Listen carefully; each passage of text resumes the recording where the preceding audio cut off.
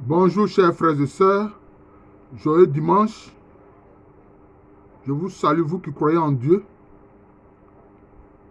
qui avez confiance en Jésus-Christ, qui ne méprisez pas les prières, les intercessions de tous les saints qui sont vivants en Dieu, en commençant par la Vierge Marie.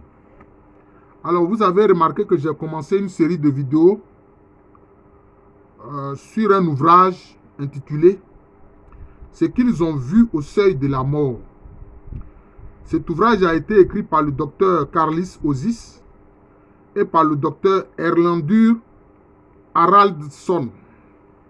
Mais quand j'écris le titre de la vidéo, je mets seulement le nom du docteur Carlis Ozias, pour ne pas que le titre soit trop long. Alors, donc, nous continuons donc la série de vidéos sur cet ouvrage-là. Voilà ce que ces deux docteurs écrivent concernant justement une expérience du seuil de la mort. Alors, ils disent ici qu'une malade, sans dire un mot, elle se mit à regarder en souriant quelque chose ou quelqu'un qui était invisible, qui est invisible aux yeux des autres, bien sûr. Avant cette expérience, elle était tellement malheureuse. Elle me dit, après qu'elle avait vu sa sœur décédée et que celle-ci venait la chercher. Elle savait dès lors qu'elle allait mourir, mais cela lui était égal.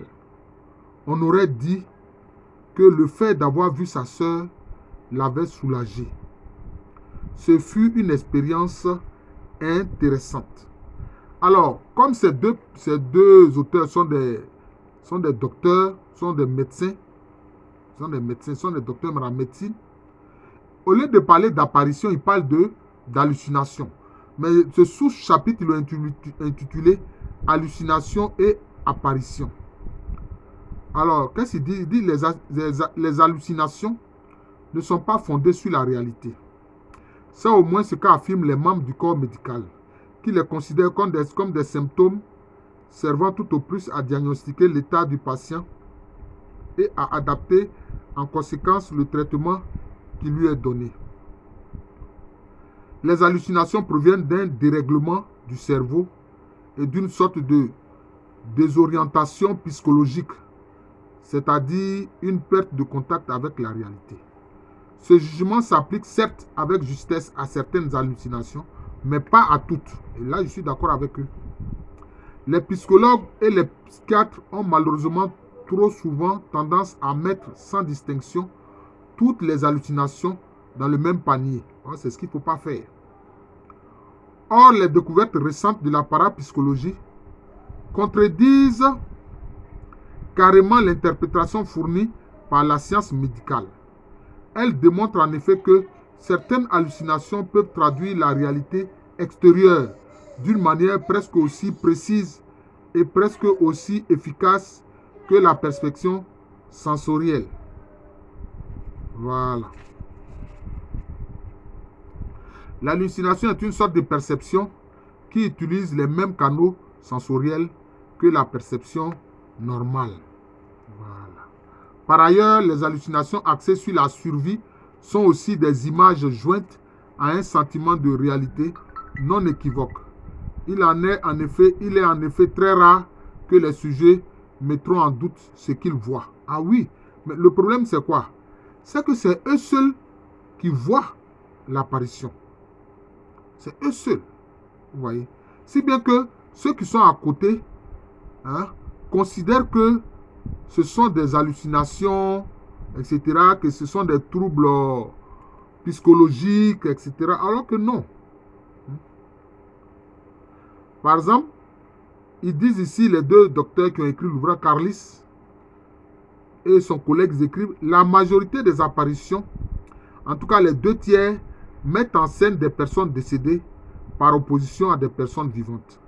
Par contre, chez les individus en bonne santé qui ont des hallucinations, le rapport est inversé. Ces gens voient plus de personnes vivantes. L'intention manifeste de l'apparition est d'emporter le patient vers un autre monde.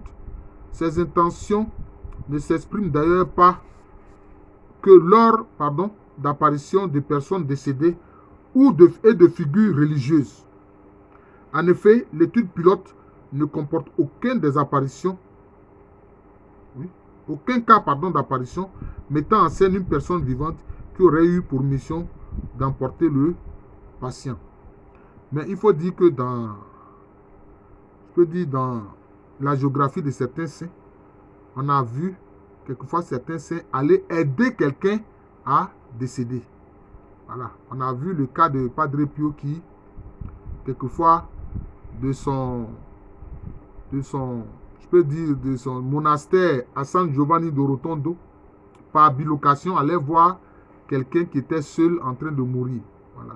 Pour l'aider, pour prier pour cette personne-là, pour faciliter sa mort. Voilà. Pour que la personne puisse aller là où elle doit partir. Alors, troisième élément de constat du docteur Carlis et de son collègue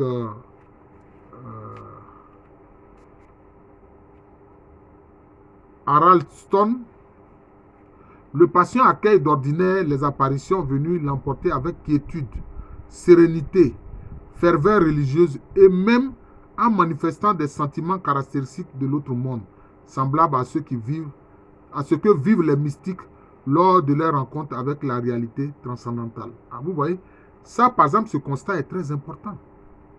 Les gens constatent que quand ils voient l'apparition, en général, alors le malade devient calme. Il a une sorte de paix intérieure et il est prêt à mourir.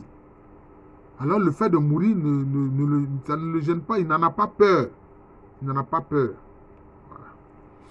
Il n'en a pas peur. Il n'en a pas peur. Et ça, je pense que c'est très important. Pour ceux qui sont très croyants, quelquefois, notamment selon la religion qu'ils pratiquent, ils peuvent voir un saint, etc. Ou bien ils peuvent voir une image qui caractérise leur religion. Voilà. Par exemple, chez les hindous, ils disent qu'ils voient ce qu'ils appellent les yamdot, c'est-à-dire les anges de la mort, etc. Ou alors, ils peuvent voir un symbole entre guillemets de la divinité au sein de l'hindouisme qu'ils pratiquent, notamment Vishnu ou bien Rama, etc. C'est cela.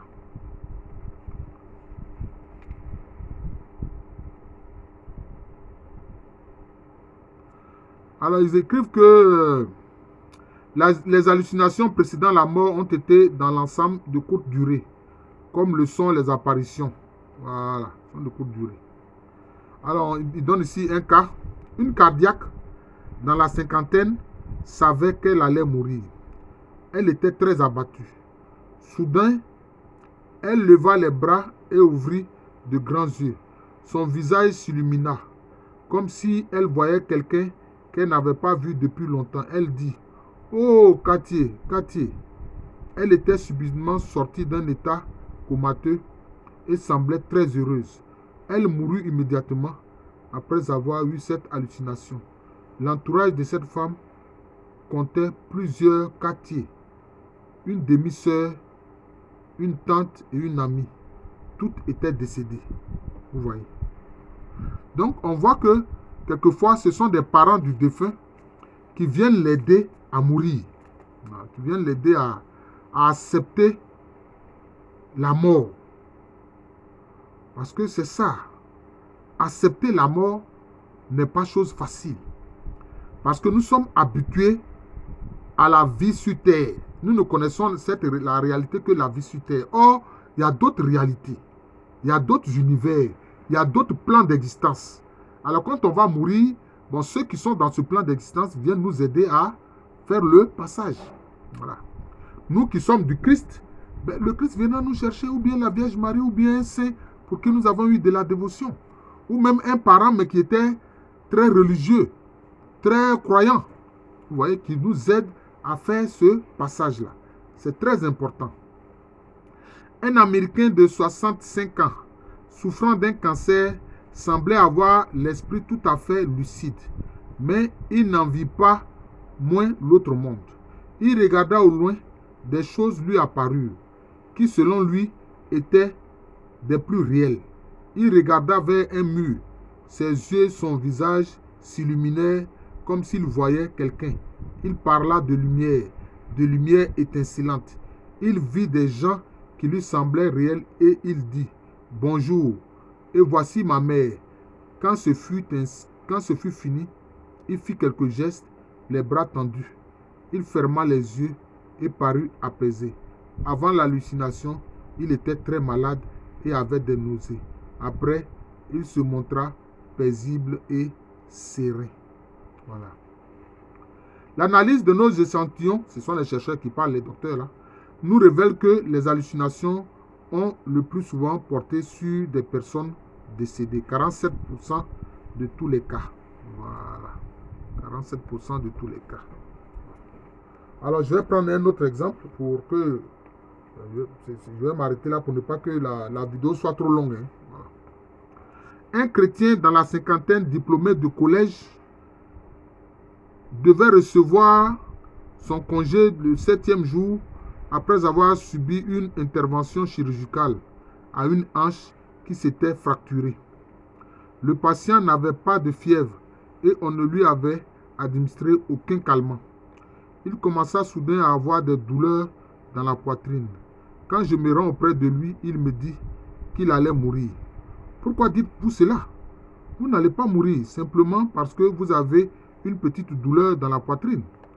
Il me regarda alors qu'au moment où il commençait à avoir mal à la poitrine, il eut une hallucination. Tout en demeurant parfaitement lucide, il me dit qu'il s'était senti ailleurs pendant quelques secondes. Il avait vu le Christ descendre lentement vers lui. Le Christ l'avait appelé, ou plutôt lui avait fait signe de la main de venir le rejoindre. Puis le Christ était apparu et le patient s'était retrouvé toujours totalement conscient dans son lit. Le patient me dit qu'il allait mourir dans les minutes qui suivraient. Il semblait très heureux et croyait que le but de son existence avait été atteint lorsque le Christ l'avait rappelé auprès de lui. Je m'en vais, dit-il. Il expira quelques minutes plus tard. Chers frères et sœurs, vous avez entendu cet exemple-là, c'est un véritable témoignage. Voilà. Si nous nous attachons au Seigneur Jésus-Christ, si notre cœur, notre âme, tout notre être est tourné vers lui, au moment de la mort, il viendra vers nous. Ça peut être lui-même, ça peut être un saint, ça peut être un ange, mais il viendra à nous. Parce que lui-même il a dit, aucun de ceux que le Père lui a donné ne se perd, ne sera perdu. Voilà. On connaît un peu l'histoire de ce saint-là, Saint Maximilien Kolbe. Lui, la Vierge lui a donné l'assurance. Avant même qu'il ne meure, la Vierge lui a dit, mon fils Kolbe Maximilien, je viendrai chercher spécialement ton âme quand tu vas quitter cette terre-là. Et moi, je connais une maman. D'ailleurs, j'ai fait une vidéo sur elle. Son témoignage, on l'appelle maman, moi je l'appelle ainsi, maman Traoré Thérèse. La Vierge Marie lui a dit la même chose. La Vierge Marie lui a dit la même chose. Elle lui a dit, ma fille Thérèse, ne t'inquiète pas. Au moment de ta mort, je viendrai spécialement chercher ton âme. Voilà. Pour t'emporter auprès de mon fils. C'est tout. Voilà. À partir de ce moment-là, donc nous ne devons plus avoir peur de la mort. Et vous avez remarqué que dans tous ces témoignages, tous ces exemples pris, peu avant de mourir, ces malades qui étaient agités, qui étaient inquiets, qui étaient nerveux, retrouvent la sérénité. Et leur visage s'illumine, comme si, oui, c'est-à-dire que la lumière dégage de leur visage s'illumine. Et ils sont heureux de quitter cette terre-là. Ils sont heureux de quitter cette terre. Donc voilà ce que je dirais. Je m'arrête là. Je peux dire, je ne sais pas si c'est la 3e vidéo que je fais sur cette série-là. Voilà, donc c'est cela. Voilà. Le visage qui s'illumine. Le visage qui s'illumine. Apparition et illumination du visage du mort, du malade. Je vous remercie. Je suis le frère Jean de l'amour de Jésus. C'est mon nom spirituel. Et à l'état civil, je suis le professeur Alou Kwame René. Merci encore. Je remercie mes auditeurs. Je vois que de plus en plus, les gens s'abonnent à cette chaîne et commencent à la connaître. Il y a plus de 570 enseignements là-dessus. Sur cette chaîne YouTube de moi, Jean de l'amour de Jésus. C'est séparé. Jean de l'amour de Jésus sur YouTube. Voilà. Partagez cela. Faites connaître cette chaîne d'enseignement. Je vous souhaite un joyeux dimanche.